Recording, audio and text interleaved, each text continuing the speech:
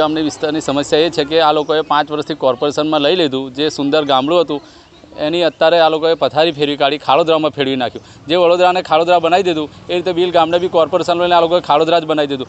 5 વર્ષથી આ લોકોને રેડા મેકી દીધા છે। એમના રોડ રસ્તા જાણે જે મરવું એ મરે ગામવાળાને, એટલે ખાડામાં પડે, હાથ પગ તૂટે, એ બધું એમનો વિષય છે। કોર્પોરેશનને ખાલી વેરા ઉઘરાવાથી મતલબ છે, વેરા ઉઘરાવો અને પૈસા કમાઓ, બસ, બીજું કશું જ નહીં।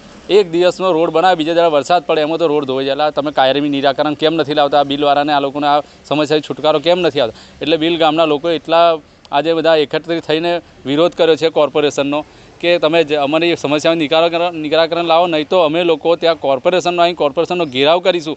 એવું ના મતતા કે ઘેરાવ કરવાથી કંઈ નહીં થાય, એની અસર તમને આવનારી ચૂંટણીમાં પડવાની જ છે।